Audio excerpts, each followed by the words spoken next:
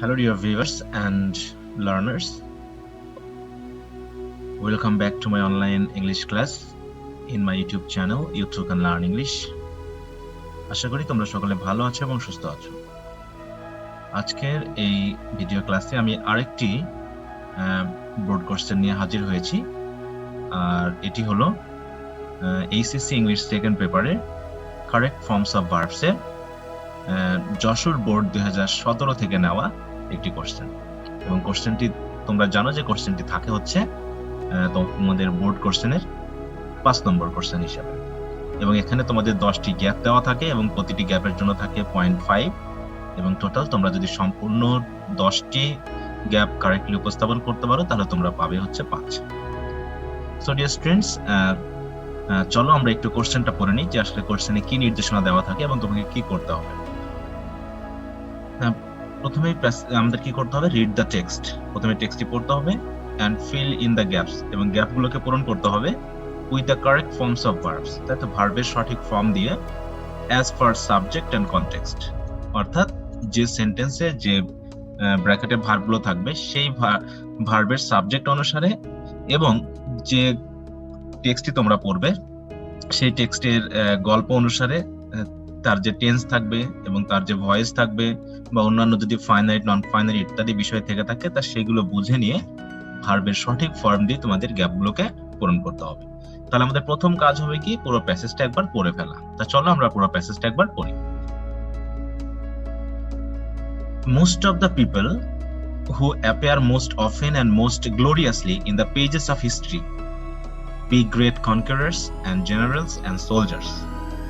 তাহলে বলা হচ্ছে কি যে অধিকাংশ লোকজন যাদেরকে আমরা প্রায়ই ইতিহাসের পাতায় দেখি যে খুবই গ্লোরিয়াসলি তাদেরকে উপস্থাপন করা হয়েছে, এত গৌরবান্বিত ভাবে উপস্থাপন করা হয়েছে, তারা হচ্ছে কি বড় বড় বিজয়ীরা বা বিজেতারা এবং জেনারেলস এবং সোলজারেরা বা সৈনিকেরা, তাই না?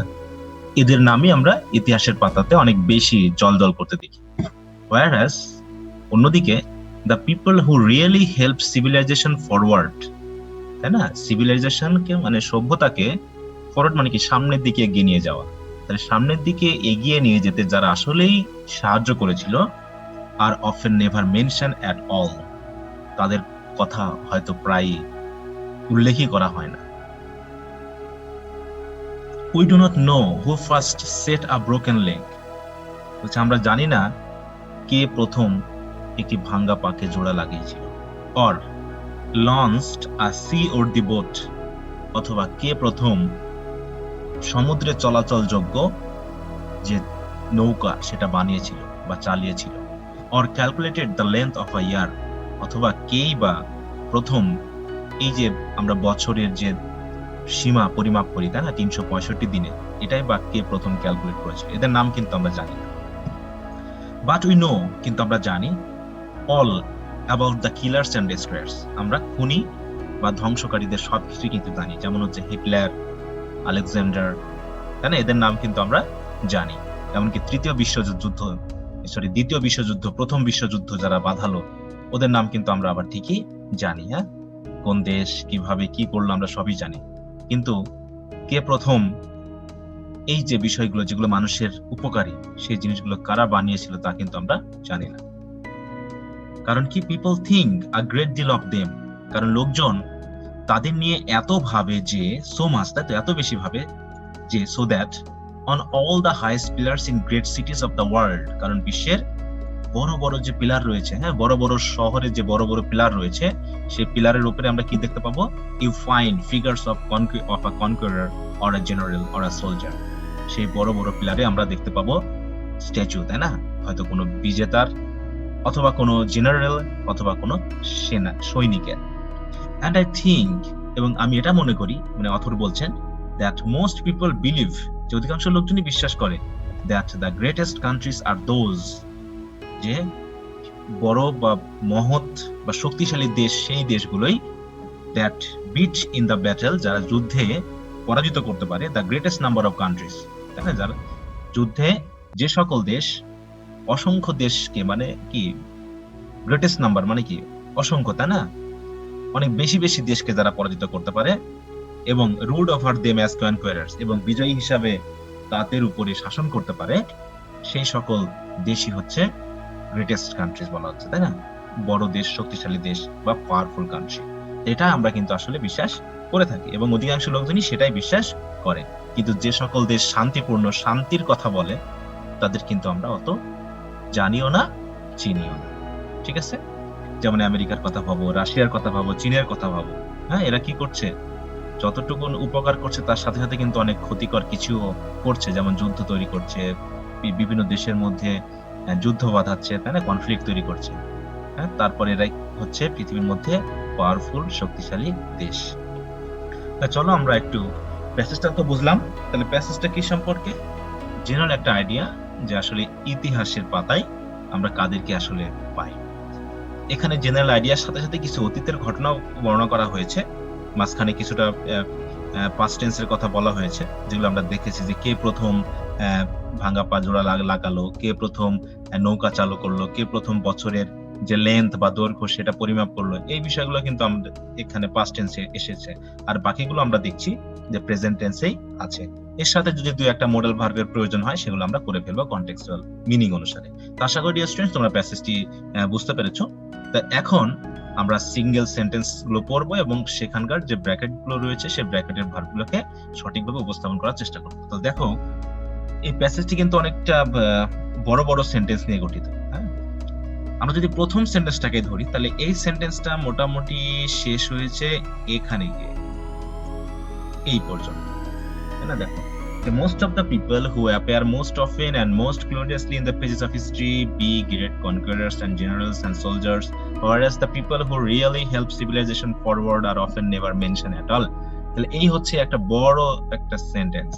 তাহলে সেন্টেন্সটি আসলে কমপ্লেক্স, কম্পাউন্ড নাকি সেটা আমাদেরকে একটু ভাবতে হবে, তাই না? সেন্টেন্সটি আসলে হচ্ছে একটি কমপ্লেক্স সেন্টেন্স। তাহলে এই whereas হচ্ছে একটা অংশ, আর এই হু দিয়ে শুরু করেছে আরেকটি ক্লজকে, তার মানে মোটামুটি এখানে আর এন্ড দিয়ে যেগুলো যুক্ত করা হয়েছে সেগুলো আসলে কম্পাউন্ড সেন্টেন্স গঠন করেনি, বরং কোনো অ্যাডজেক্টিভ বা অ্যাডভার্ব, মোটামুটি অ্যাডভার্বকে যুক্ত করতে ব্যবহার করা হয়েছে। তাহলে এখন দেখি, একটু বুঝে নেওয়ার চেষ্টা করি যে আসলে ক্লজগুলো তাহলে কি কি দাঁড়ালো। প্রত্যেকটার মধ্যে কিন্তু দেখো কমপ্লেক্সটা এত বেশি কমপ্লেক্স সেন্টেন্স হয়ে গেছে যে এখানে মোটামুটি আমরা কয়েকটা কনজাংশন পেয়েছি। ঠিক আছে, কয়েকটা কনজাংশন পেয়েছি। রিলেটিভ প্রোনাউনের মোটামুটি রিলেটিভ প্রোনাউন হিসাবে এসেছে, হু দুইবার এসেছে। হ্যাঁ, হোয়ারাজ একটা আমরা দেখছি। তাহলে হোয়ারাজ থেকে শুরু করে এই পর্যন্ত একটা ক্লজ, আবার হোয়ারাজের পর থেকে শুরু করে এই পর্যন্ত একটা ক্লজ, আবার এই হোয়ারাজের আগে পরে যে ক্লজ রয়েছে এই ক্লজের মধ্যে আবার রয়েছে আরেকটা করে ক্লজ। তাহলে আমরা এখন কেমন করে বুঝবো একটু দেখে নিই। দেখো, এই হু থেকে শুরু করে এই বি পর্যন্ত এইটুকু অংশ হচ্ছে এই একটা ক্লজ, মানে এই পর্যন্ত যে ক্লজ আমরা পেয়েছি হোয়ারাজের আগ পর্যন্ত, এই ক্লজের মধ্যে আরেকটা করে ক্লজ রয়েছে, এবং তাহলে যেটাকে আমি এই যে আন্ডারলাইন করে দিলাম এটা আরেকটা ক্লজ। তার মানে এই যে বি ভার্ব যে একটা ব্র্যাকেটে ভার্ব রয়েছে আর অ্যাপিয়ার যে একটা ব্র্যাকেটে ভার্ব রয়েছে, এই সবগুলোকে কিন্তু আমার ফাইনাইট করতে হবে, কারণ এখানে দুটা ক্লজ রয়েছে মানে দুটো ফাইনাইট ভার্ব করতে হবে। কারণ আমরা জানি ক্লজগুলো এক একটি সিম্পল সেন্টেন্সের মতো, যাদের ভিতরে অবশ্যই একটি ফাইনাইট ভার্ব থাকতে হবে। যদি একের অধিক ভার্ব থাকে তখন আমরা একটাকে ফাইনাইট আর একটাকে নন ফাইনাইট করব। তাহলে একটু ধীরে পড়তে হবে, বিষয়টা একটু স্লোলি বুঝে নিতে হবে।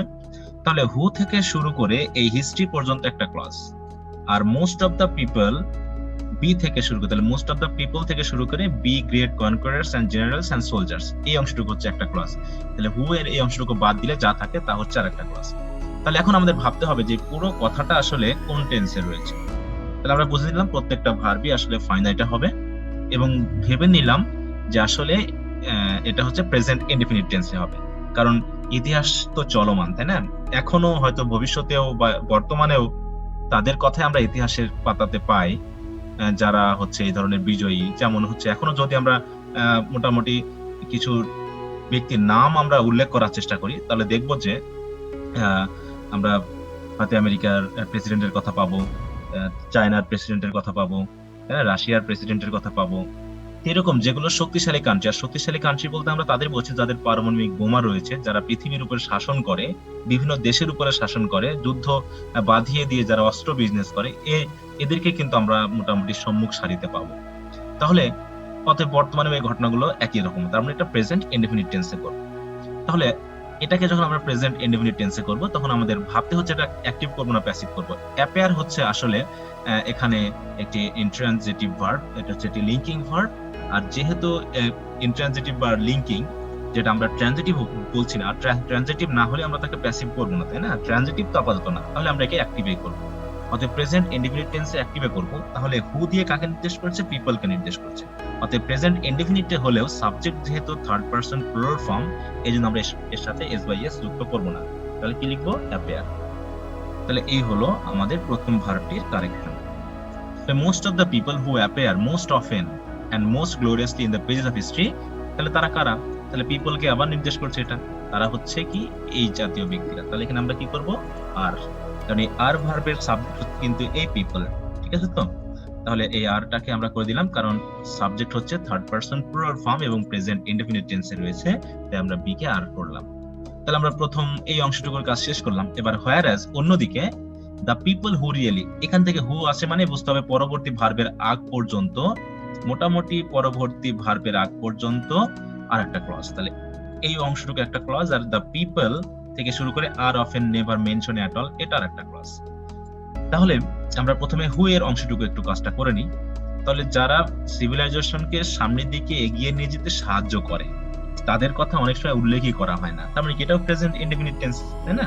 যেহেতু প্রেজেন্ট ইনডেফিনিট টেন্স করব, তাহলে হেল্পটার আমরা কি করব দেখতে পারি যে হেল্প যেহেতু এটা অ্যাক্টিভে রয়েছে, কারণ এখানে পিপলটাই হচ্ছে আমাদের সাবজেক্ট, এবং যেহেতু এটা পিপলটা সাবজেক্ট রয়েছে এবং সাবজেক্ট অ্যাক্টিভ রয়েছে, অতএব আমাদেরকে হেল্পটাকে হেল্পই রাখতে হবে। তবে প্রেজেন্ট ইনডেফিনিট টেন্সের ক্ষেত্রে আমরা এস বাই এস করব কিনা, যেহেতু পিপল হচ্ছে থার্ড পারসন প্লুরাল ফর্ম, তাই আমরা এস বাই এস করব না, বরং আমরা শুধু লিখলাম হেল্প।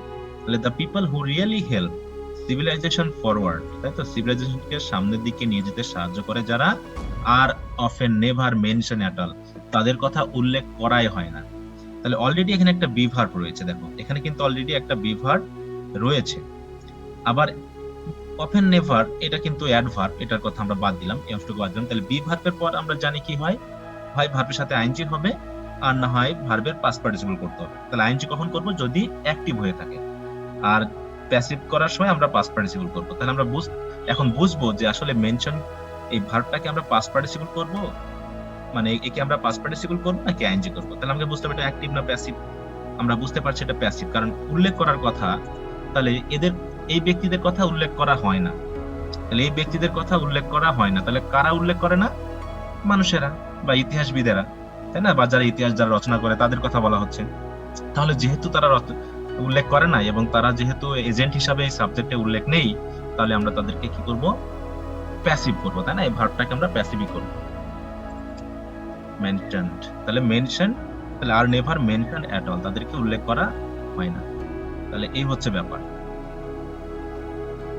তাহলে আমরা এখানে অংশটুকু পেলাম, the people are often never mention at all, মানে ওই সকল লোকজনদের কথা আদৌ উল্লেখ করাই হয় না, এই কথা বলা হচ্ছে। তার মানে কারা উল্লেখ করে না? ইতিহাসবিদেরা, বা অতএব সেন্টেন্সটাকে আমরা প্যাসিভ ভয়েসে পেয়েছি, তাই না?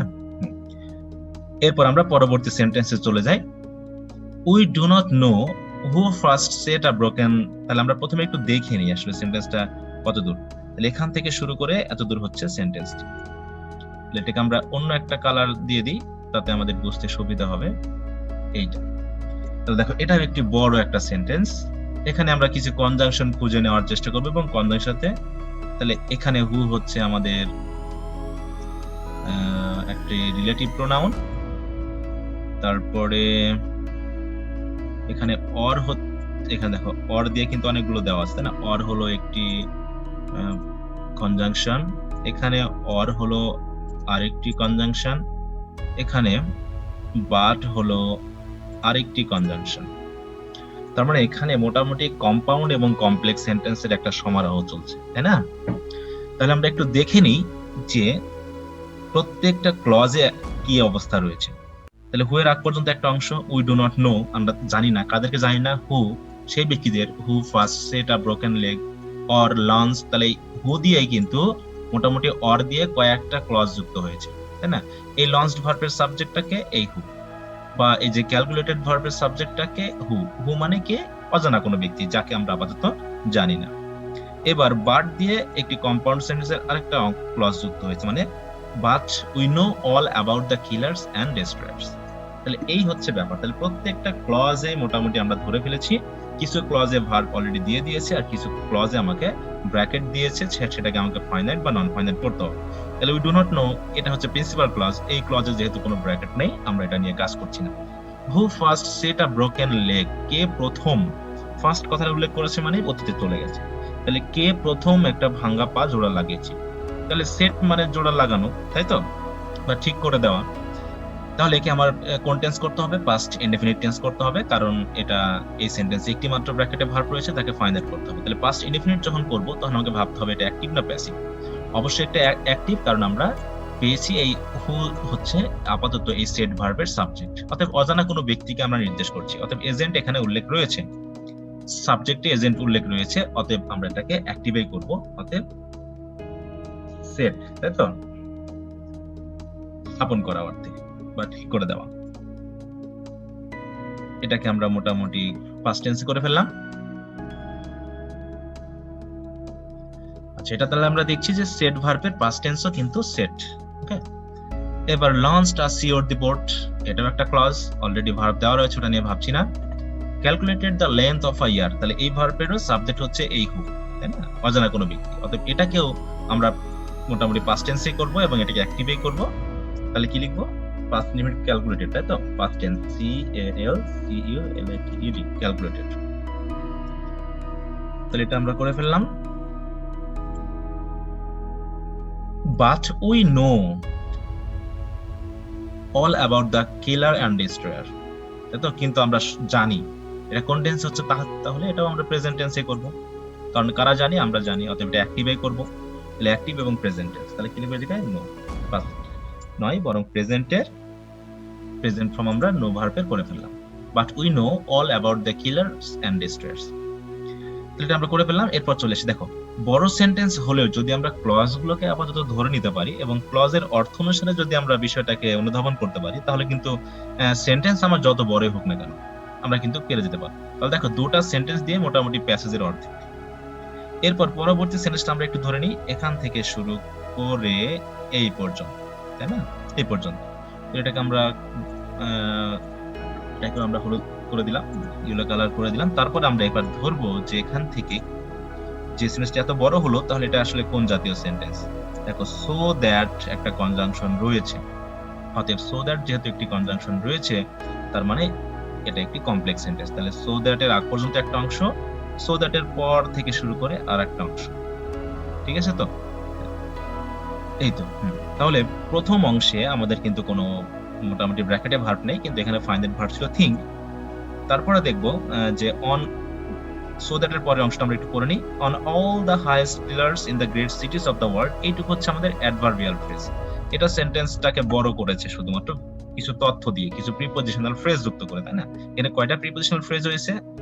দেখো, একটা, দুইটা এবং তিনটা প্রিপোজিশনাল ফ্রেজ বসে একটা বড় একটা ফ্রেজ গঠন করেছে, যা আমাদের কিছু তথ্য দিয়েছে। কি তথ্য দিয়েছে? যে বিশ্বের বড় বড় শহরগুলোর উঁচু উঁচু পিলারের উপর কি হয়েছে? এটা you find figures of a conqueror or a general or a soldier, তাহলে তুমি দেখতে পাবে, কি দেখতে পাবে? এই সকল বিজেতা বা সেনা বা সৈনিকের ফিগার দেখতে পাবে, তাই না, স্ট্যাচু দেখতে পাবে। তাহলে তুমি দেখতে পাবে, তাহলে তুমি দেখো বা দেখতে পাবে, এটা দুটা সেন্সে কিন্তু আমরা আনতে পারি। অথবা এটাকে আমরা প্রেজেন্ট ইনডেফিনিট টেন্সেও আনতে পারি, অথবা এটাকে আমরা মোডাল ভার্ব ক্যান যুক্ত করেও কিন্তু করতে পারি কাজটা।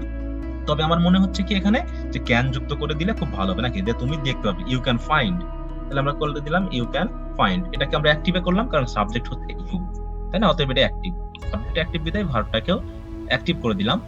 এবং যেহেতু একটা মোডাল ভার্ব যুক্ত করেছি, তাহলে মোডাল ভার্বের পর কি হয়? ভার্বের বেস ফর্মই হয়। আর এটা যেহেতু প্রেজেন্ট টেন্সের ঘটনা, অতএব আমাদেরকে আর পাস্ট টেন্সের ব্যাপার নিয়ে ভাবার দরকার নেই। এরপর আমরা চলে যাই লাস্ট সেন্টেন্স, এখান থেকে শুরু করে একদম এই পর্যন্ত আরেকটি সেন্টেন্স। দেখো, সেন্টেন্স গুলো কত বড় বড় না? আশা করি তোমরা দেখতে পাচ্ছ। তাহলে আমরা একটু পড়ে ফেলি। তাহলে আমরা পড়ে মোটামুটি একটু ধরে নিই কিছু কনজাংশন এখান থেকে। হ্যাঁ, যেমন এখানে দ্যাট হচ্ছে একটা conjunction,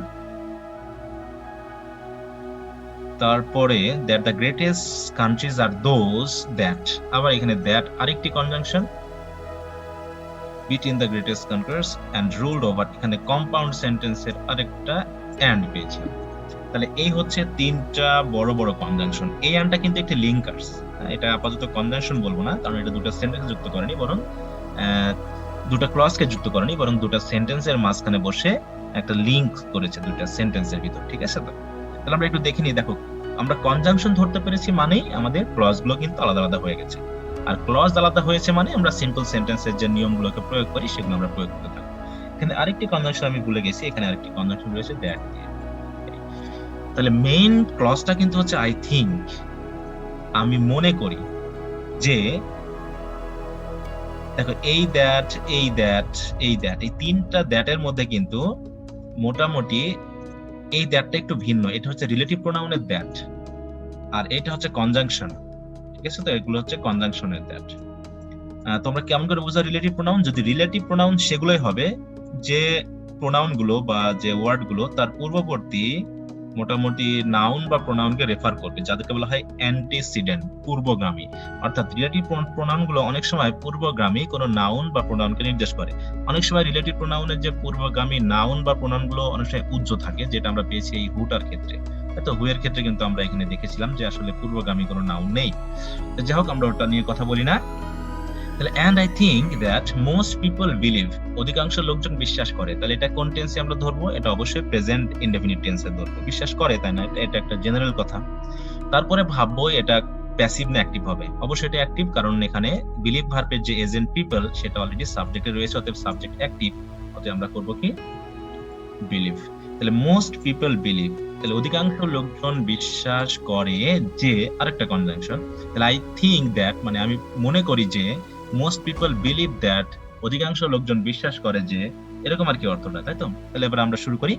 the greatest countries are those, তাহলে শক্তিশালী বা বড় দেশ সেইগুলোই, যেহেতু এর ভিতর এই ক্লজে আমাদের কোনো ভার্বের ব্যাপার নেই, এখানে অলরেডি যেহেতু ফাইনাল ভার্ব করে দেওয়া রয়েছে, আমাদের ভাবতে হচ্ছে না। That beat in the battle, in the battle যুদ্ধক্ষেত্রে, তাই তো? যুদ্ধক্ষেত্রে যারা কি করতে পারে? পরাজিত করতে পারে। বিট মানে কি? জায়গায় পরাজিত করা। কাদেরকে? The greatest number of countries, যে সকল কান্ট্রি বেশি বেশি সংখ্যক অন্যান্য কান্ট্রিকে যুদ্ধক্ষেত্রে পরাজিত করতে পারে। তাহলে এখানে কি আছে? যে পরাজিত করতে পারা, তাই না? তাহলে এরকম একটা বিষয় আসতেছে।